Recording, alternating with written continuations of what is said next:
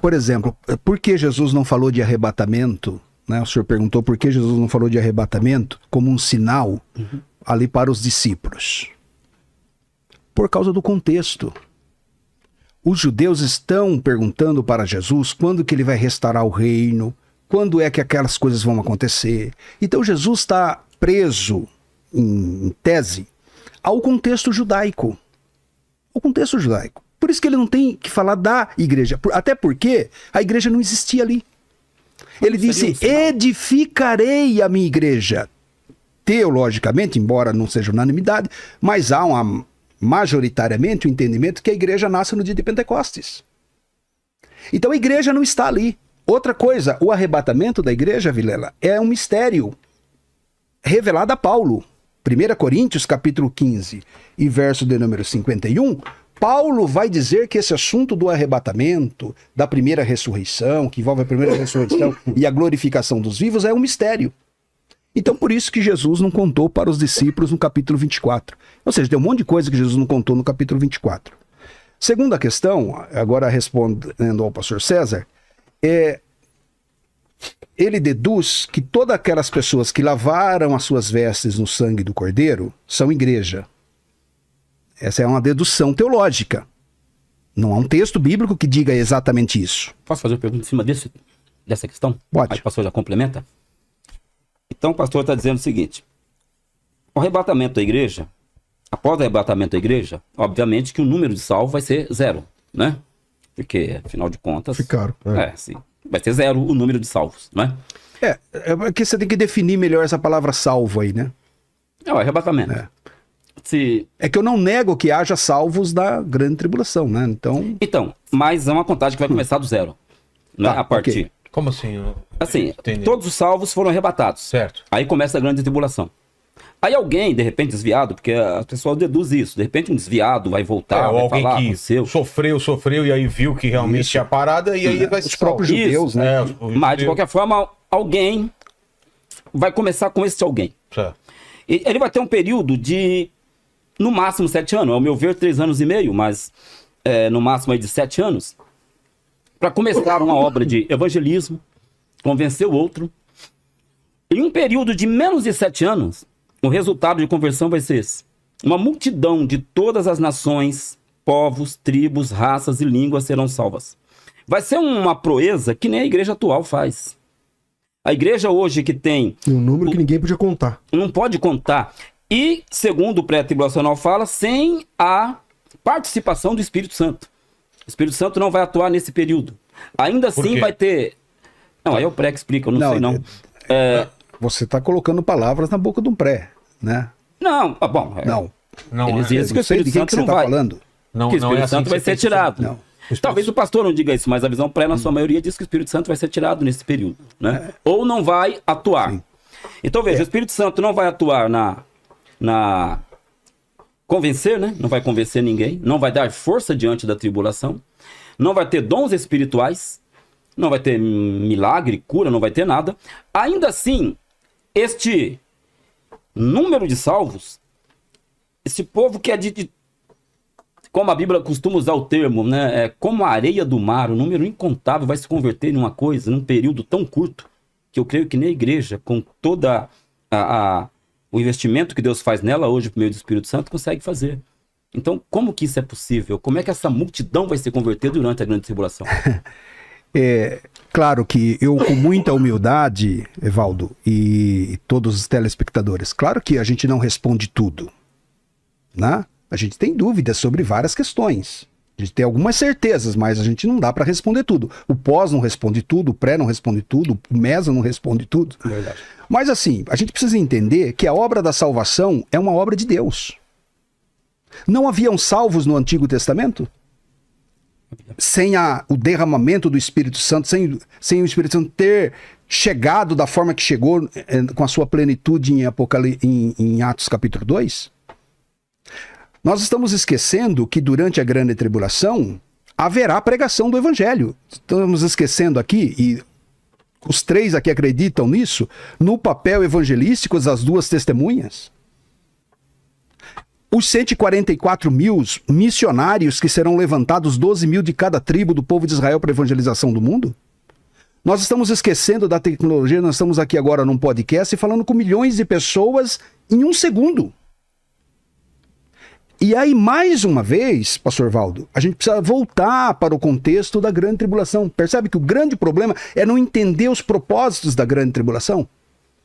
Porque a grande tribulação, que é para o povo judeu, num primeiro plano, para o povo judeu, mas que vai se derramar sobre toda a face da terra, exceto para a igreja que foi arrebatada, ele tem um objetivo. E Daniel disse isso lá na profecia. Olha, a profecia de Daniel diz assim: entende essas coisas, entende a visão, o anjo disse para ele. As 70 semanas estão determinadas sobre o teu povo e sobre a tua santa cidade. Para quê? E aí ele vai dar os motivos da grande tribulação, Vilela. Quais são os motivos da grande tribulação? Qual o propósito da grande tribulação que vai repercutir nessa salvação de milhões?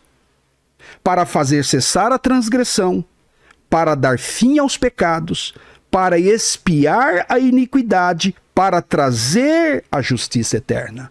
Então a grande tribulação, a operação da salvação vai ser um modus operandi diferente, porque não será pelo meio da igreja, mas é Deus o grande autor da salvação, não é a igreja. A igreja é um instrumento hoje no tempo dos gentios, mas não é a igreja. Chamai, quem será perseguido? Então isso responde, só concluindo, isso responde a tua dúvida. Quem será perseguido na grande tribulação pelo anticristo? Porque eu falei aquele argumento, né? O anticristo persegue a igreja. Aí é lógico, porque é anticristo. Mas o anticristo, ele se levanta contra os cristãos. Não, mas na segunda metade da tribulação ou logo antes? Então, ele no meio da grande tribulação vai se levantar o anticristo. No meio? Apocalipse capítulo 13. 3 anos e meio. É difícil, eu não consigo... É assim, eu não consigo entender essa conta aristotélica que o Shammai consegue fazer. Por uma razão básica. Quando você lê os 70 semanas de Daniel, Jesus Cristo morre na última. Então, inegavelmente, Jesus Cristo morre na última semana. Está escrito no texto, textualmente. Qual a divisão das 70 semanas, Shammai? 7 semanas, depois 62 semanas, certo? Vamos lá, versículo 25. Sabe e entende. Desde a saída da ordem para restaurar e edificar Jerusalém até o ungido príncipe, 7 semanas mais 62 semanas. 7 mais 62 dá quanto? 69. As praças, nessas 69, serão estabelecidas, edificadas, não sei o que lá. Versículo 26. Depois desse período, das 7 mais 62, 7 é o primeiro, 62 é o segundo. Depois das 62, o que vem depois disso? A 70ª. E aí será morto ungido. Então, o texto já diz. Então, não é uma interpretação teológica, é o texto. O texto diz, a conta é essa. Então, eu não consigo ver isso. Ademais disso... Mas deixa eu te responder, porque... Eu estava te fazendo uma pergunta, né? Ademais disso, muitas pessoas vão se arrepender, não sei o que e tal. Ok, tem um texto que fala isso? Porque... Eu acabei de ler, Daniel. O propósito da grande tribulação então... é isso. Tem 4 objetivos a grande tribulação. Que é fazer expiar o pecado, dar fim ao pecado, expiar a iniquidade. Mas a grande tribulação é só para os judeus, então? Não, ela é para os judeus em primeiro plano, porque ela foi destinada para Israel. Então, mas ela é só para os judeus? Ela é exclusiva para os judeus? Não, exclusiva não é. Tá, então, ela vai alcançar... esse argumento seu, no começo, tem que ser revisto. Não certo? É revisto. Porque você diz assim, ó... Que ele vai transbordar. É para os judeus. Ele vai transbordar. Mas ele vai transbordar. Os efeitos dele vão transbordar. Então, o anticristo, ele é antijudeu? Ele persegue judeus? Porque a palavra Cristo significa o quê, pastor César? Ungido. E ungido do quê? Em relação ao quê? Escolhido. Isso. É escolhido. O judeu não aceita Cristo como ungido. Então, mas ele é o Cristo do povo de Israel, ele é ungido, ele é o Messias. Para o judeu, não. Para o judeu, não. O judeu não aceita. Eu não estou perguntando se para o judeu é ou não. Estou falando biblicamente. Jesus é o Messias, que significa ungido do povo de Israel. Cristãos, não, do povo de Israel. Para nós cristãos. Para o povo de Israel, não. César, eu estou perguntando se o povo... Não, ele não creu, por isso que foi quebrado da oliveira verdadeira. A grande tribulação também não crerá. Então, parece que tem algum texto onde judeu vira cristão. Estou falando o seguinte, você perguntou, por que o anticristo persegue judeu? Porque Cristo é judeu. Ele é o Messias dos judeus, ele não é o Messias da igreja. Gemerson, mas a perseguição do anticristo, Então ele persegue aquele que guarda o testemunho de Cristo. Judeu Isso. não guarda, cara. Ele fala ainda por amor ao Não meu adianta, nome, judeu né? não guarda o testemunho de Jesus. Você consegue chamar judeu de irmão? Então, Você considera judeu salvo? judeu em Cristo é salvo. Não, em Cristo vira igreja. Isso. Quando o judeu se converte, ele é igreja. Sim, sim. Então, um judeu não é um... judeu é uma religião. Você considera um judeu que não crê. evidentemente que não. Como A igreja é composta de judeus e Então, gentios. o anticristo persegue quem é de Cristo. Ele persegue os judeus. Porque é o que Daniel está falando, não sou eu.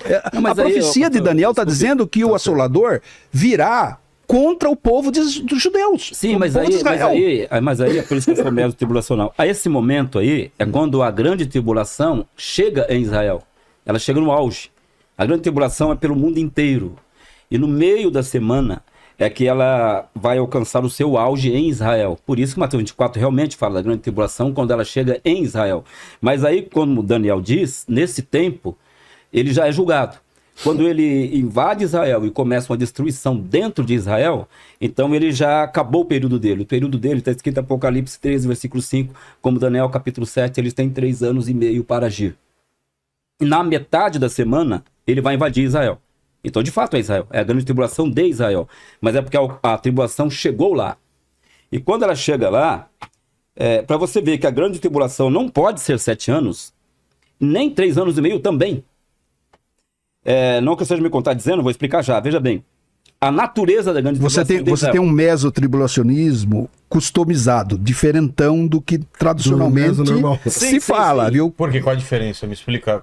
Tem duas visões Eu de estranho um pouco tuas afirmações. Como são Eu falei, pastor César, que eu comecei a fazer uma meditação, isso lá em 1993, por aí, a partir da parábola do trigo e do joio.